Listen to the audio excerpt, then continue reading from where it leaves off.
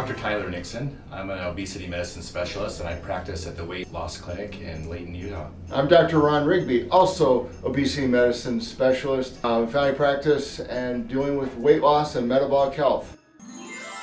Today we're going to talk about making better, healthier choices during the holidays. And during the holidays, again, I always tell my patients it's a holiday, not a holiday season.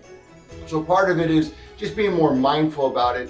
But my simple way is first always start with protein, healthier fats, and simple carbohydrates, more vegetables before we go to the other treats. But if there's a particular treat you really like and this is the only time of year they have it, great, have one or two after you've had the other stuff.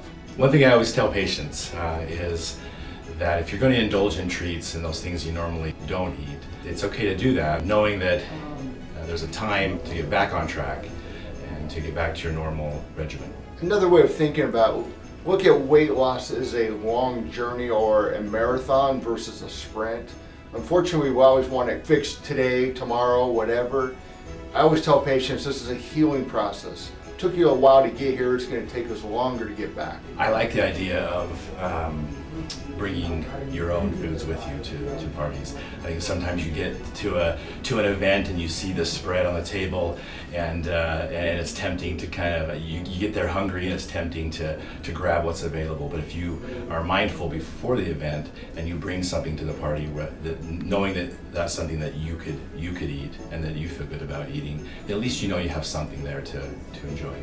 And one thing that's helpful as well when you arrive to an event, whether it's at your house, you're hosting, or you're at somebody else's home, is to maybe have a sensible snack prior to the event, such as some vegetables or, again, water, something small that kind of takes the edge off of your appetite a little bit. We all know that we go to a party and we're famished, or you go to a restaurant and you're famished, or a buffet and you're famished. That's a recipe for disaster. So if you eat something prior to the event, something small, you take the edge off the appetite a little bit, and it's easier to make sensible choices if you do that.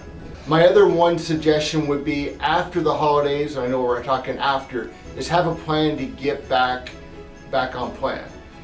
And I also tell patients that there's no good foods and bad foods.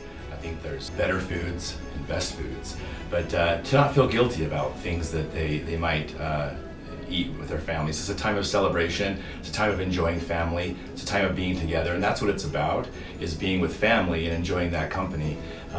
So feeling guilty about foods that you eat that you normally maybe wouldn't eat, takes away from that a little bit. I think we should try to remember the reason for the holiday and not feel guilty about those things we eat, and have a plan to get back on track after.